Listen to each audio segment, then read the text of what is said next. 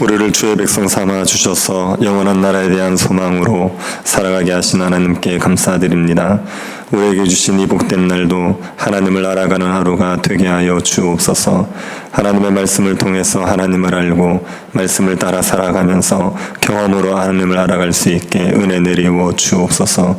우리가 함께 간구할 때 우리에게 지혜와 계시의 영을 허락하여 주옵소서. 걸어가신 예수님 이름으로 기도드립니다. 아멘. 찬송가 502장입니다. 찬송가 502장입니다. 토요일 찬송가는 259장입니다.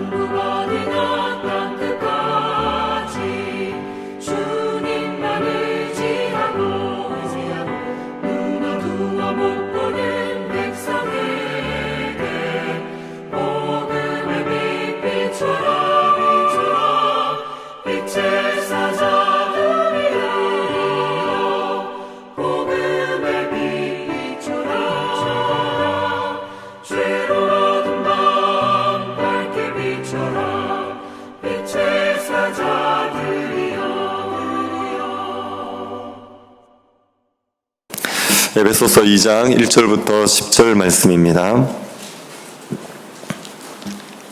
에베소서 2장 1절부터 10절 말씀입니다.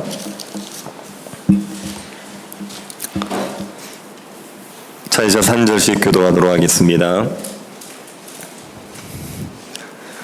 찾으셨으면 교도하겠습니다. 그는 허물과 죄로 죽었던 너희를 살리셨도다.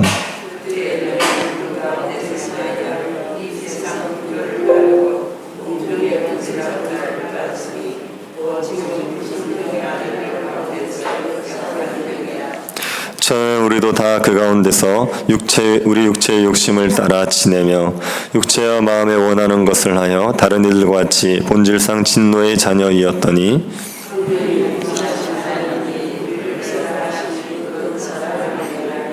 허물로 죽은 우리를 그리스도와 함께 살리셨고 너희는 은혜로 구원을 받은 것이라.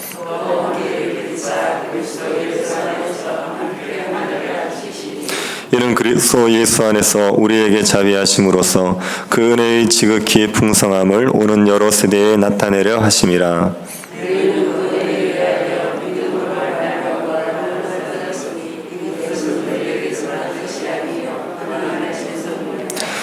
위에서 난 것이 아니니 이는 누구든지 자랑하지 못하게 함이라.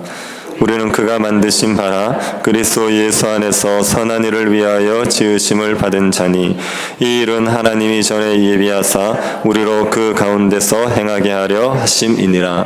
아멘. 이런 글이 있습니다.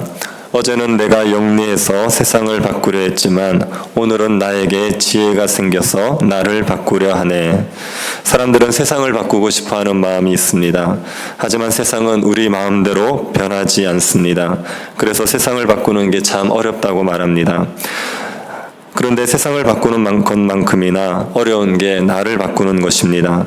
세상이 안 바뀐다고 하는데 내가 안 바뀌는 겁니다. 내가 바뀌면 나를 둘러싸고 있는 세상도 바뀌게 됩니다. 나를 바꾼 사람이 세상도 바꿀 수 있습니다. 그런데 우리 존재의 변화는 내 힘으로 되지 않습니다. 사람은 스스로 변화시킬 수 있는 능력이 없습니다. 하나님이 우리를 바꾸어 주셔야 됩니다. 하나님은 지극히 크신 능력으로 사람을 변화시키십니다. 예수 그리스도의 십자가로 사람을 바꾸어 내십니다. 하나님께서 사람을 어떻게 변화시켜 내십니까? 오늘 본문에서 하나님께서 우리를 어떻게 변화시키셨는지를 설명하고 있습니다. 우리가 예수님을 믿기 전의 상태는 어떤 상태입니까? 1절을 다시 한번 보십시오. 그런 허물과 죄로 죽었던 너희를 살리셨도다. 예수 믿기 전에 우리는 허물과 죄로 죽은 자였습니다. 허물이라는 것은 잘못된 발걸음을 의미합니다. 하면 안 되는 줄 알면서도 한 짓이 허물입니다. 죄는 관역을 놓치는 것, 표준에 미치지 못하는 것을 의미합니다. 이 두 단어는 비슷한 의미를 가지고 있습니다. 그래서 엄격하게 의미를 구분해서 사용하지 않습니다. 5절을 보시면 허물로 죽었다 이렇게 말하고 있습니다. 그러니 허물과 죄는 같은 의미로 사용이 됩니다. 이 단어가 합쳐서 드러내고 싶은 게 뭐냐면 사람들의 악행입니다.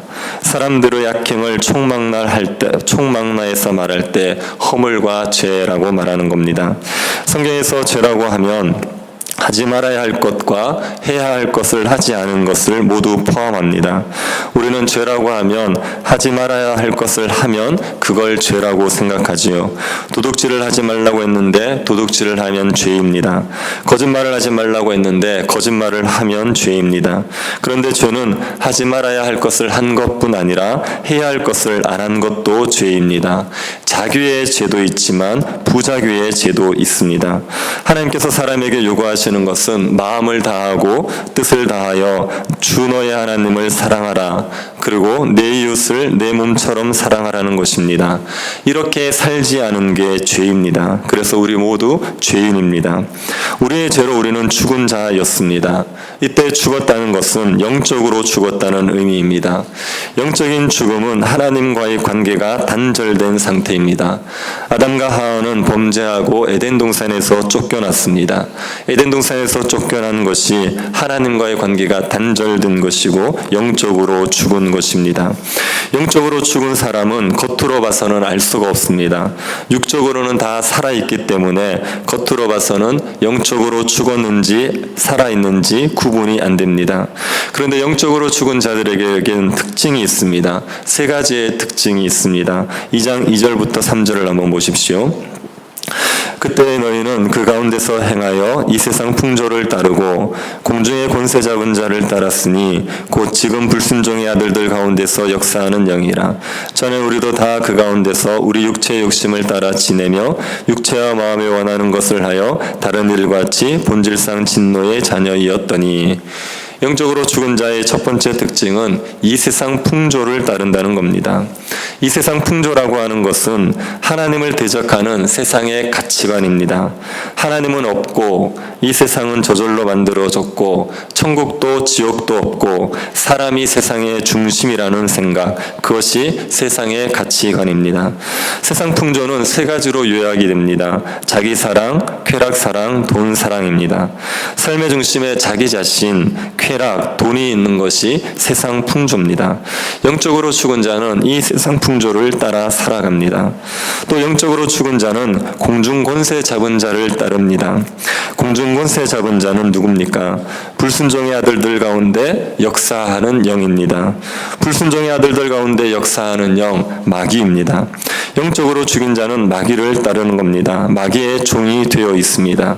그래서 자신의 힘으로는 죄를 안 지을 수가 없습니다.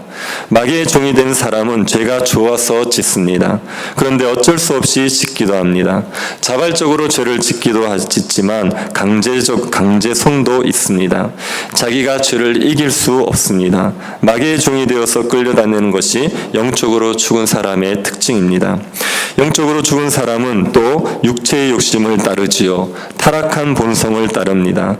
음행, 우상숭배, 원수 맺는 것, 시기, 분쟁, 당 짚는 것, 술 취하는 것, 이런 일에 빠져서 살아갑니다.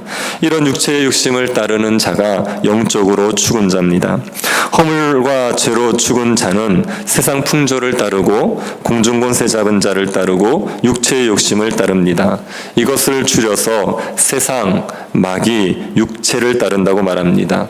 영적으로 죽은 자는 마귀의 지배를 받습니다. 이 마귀는 세상 풍조를 이용하고 육체의 욕심을 이용해서 사람들이 죄를 짓게 합니다. 이게 영적으로 죽은 자의 모습입니다. 영적으로 죽은 자는 하나님의 진노의 자녀입니다.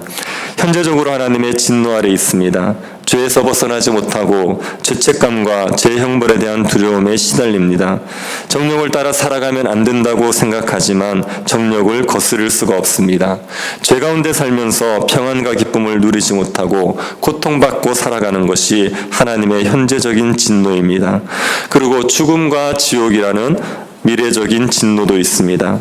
우리가 이 허물과 죄로 죽었던 자였습니다. 하나님의 진노 아래 있던 자였습니다. 이런 우리들에게 하나님께서 긍휼을 베풀어 주십니다. 죄로 인하여 비참한 처지에 있는 우리를 불쌍히 여겨 주신 겁니다. 그래서 우리에게 구원의 은혜를 베풀어 주십니다. 5절 6절을 보시기 바랍니다. 허물로 죽은 우리를 그리스도와 함께 살리셨고 너희는 은혜로 구원을 받은 것이라. 또 함께 일으키사 그리스도 예수 안에서 함께 하늘에 앉히시니. 허물로 죽은 우리를 그리스도와 함께 살리셨습니다. 그리스도께서 부활하실 때 우리도 함께 부활했습니다. 그리고 함께 일으키셨습니다. 예수 그리스도가 승천할 때 우리도 함께 하늘에 올라갔습니다. 그리고 예수 그리스도와 함께 하늘에 앉혀졌습니다. 이게 예수님을 믿는 우리들의 변화된 신분입니다. 우리는 그리스도와 함께 살았고 함께 하늘에 올라갔고 함께 하나님 보좌 우편에 앉아 있습니다. 예수 그리스도와 함께 살았다는 것은 우리가 영적으로 살아났다는 겁니다. 하나님과의 관계가 회복이 된 겁니다. 영적으로 살아난 자들은 영적으로 죽은 자와 다른 삶을 삽니다. 세상 풍조를 따르지 않고 하나님 나라의 가치관을 따릅니다. 공중권세 잡은 자를 따르지 않고 예수 그리스도를 따릅니다. 육체의 욕심을 따라 살지 않고 성령의 소욕을 따라 삽니다. 세상의 가치관이 아닌 말씀을 따라 살아가는 것이 그리스도와 함께 살아난 자들입니다. 그리스도와 함께 하늘에 앉혔다는 것은 그리스도의 통치에 동참을 한 겁니다. 예수님은 하나님 보좌 우편에서 세상을 통치하십니다. 우리는 그 예수 그리스도의 통치에 동참하게 되었습니다. 예수 그리스도께서 우리를 통해서 세상을 변화시켜 나가십니다. 죄와 사탄의 지배 아래 있는 사람들을 구원하는 일을 하십니다. 악한 세상을 정화하는 일을 하십니다. 살맛 나지 않는 이 세상을 살맛 나는 세상으로 변화시켜 가시는 겁니다. 우리는 그리스도의 통치에 동참한 자들이 되었습니다. 허물과 죄로 죽어서 하나님의 진노 아래 있던 우리들을 그리스도와 함께 살리셔서 그리스도의 통치에 동참하게 해 주셨습니다. 왜 이렇게 하셨습니까? 7절입니다. 이는 그리스도 예수 안에서 우리에게 자비하심으로써 그 은혜의 지극히 풍성함을 오는 여러 세대에 나타내려 하심이라. 하나님께서 우리에게 자비하셨습니다. 허물과 죄로 죽었던 우리를 살리셨습니다. 그 목적은 그 은혜의 지극히 풍성함을 오는 여러 세대에 나타내기 위해서입니다. 하나님이 얼마나 은혜가 풍성한 분이신지 지금의 사람들뿐 아니라 오는 세대의 사람들에게도 나타내기 위해서입니다. 하나님께서 우리를 통해서 하나님의 영광을 드러내시기 위해서 우리를 구원하신 겁니다. 우리가 받은 구원은 전적인 하나님의 은혜지요. 8절 8절입니다. 너희는 그 은혜에 의하여 믿음으로 말미암아 구원을 받았으니 이것은 너희에게서 난 것이 아니요 하나님의 선물이라. 우리는 은혜에 의하여 믿음으로 말미암아 구원을 받았습니다. 이것이 하나님의 선물입니다. 우리의 공로의 대가로 받은 것이 아닙니다. 우리의 행위로 얻은 것이 아닙니다. 선물로 받았습니다. 그래서 자랑할 것이 없습니다. 나를 드러낼 수 없습니다. 오직 하나님께만 영광을 돌려야 됩니다. 하나님께서 우리에게 영광 받으시기 위해서 우리에게 구원을 선물로 주셨습니다. 우리가 어떻게 하나님께 영광을 돌려야 됩니까? 10절을 보십시오. 우리는 그가 만드신 바라 그리스도 예수 안에서 선한 일을 위하여 지으심을 받은 자니 이 일은 하나님이 전에 예비하사 우리로 그 가운데서 행하게 하려 하심이라. 하나님이 선한 일을 위해서 우리를 지으셨습니다. 우리가 선한 일을 하는 것이 하나님께 영광을 돌리는 방식입니다. 하나님의 자비하심의 풍성함을 드러내는 방식은 하나님을 사랑하는 겁니다. 이웃을 사랑하는 겁니다. 선을 행하면서 살아가는 것이 하나님께 영광을 돌리며 살아가는 것입니다. 죽은 우리를 살려주신 하나님의 은혜를 기억하고 하나님께 영광을 돌리며 살아갈 수 있기를 바랍니다. 선을 위해서 창조된 백성답게 말과 행실로 선을 행하면서 하나님께 영광을 돌릴 수 있기를 바랍니다. 우리 교회가 선한 행실로 하나님의 자비하심을 오는 여러 세대에 나타낼 수 있는 그런 교회에 될 수 있기를 간절히 바랍니다. 허물과 죄로 죽은 우리를 살려주신 하나님께 감사드립니다. 하나님의 진노의 자녀였던 우리를 그리스도와 함께 살리시고 그리스도의 통치에 동참하게 하심을 감사드립니다. 우리의 선한 행실을 통해서 하나님께 영광을 돌리게 하옵소서. 하나님의 자비하심을 이 땅의 사람들에게 드러내는 교회가 될 수 있도록 은혜 내리워 주옵소서. 걸어가신 예수님 이름으로 기도드립니다. 아멘. 하늘에 계신 우리 아버지여, 이름이 거룩히 여김을 받으시오며 나라의 임하옵시며 뜻이 하늘에서 이룬 것 같이 땅에서도 이루어지이다. 오늘날 우리에게 일용할 양식을 주옵시고 우리가 우리에게 죄 지은 자를 사하여 준 것 같이 우리 죄를 사하여 주옵시고 우리를 시험에 들게 하지 마옵시고 다만 악에서 구하옵소서. 대개 나라와 권세와 영광이 아버지께 영원히 있사옵나이다. 아멘. 선한 일에 힘쓰는 교회가 될 수 있도록 이전 문제가 순탄하게 이루어질 수 있도록 성도들의 가정과 직장을 지켜주시고 수험생들에게 은혜를 베풀어 주시기를 기도해 주시고 개인적으로 기도하시기 바랍니다.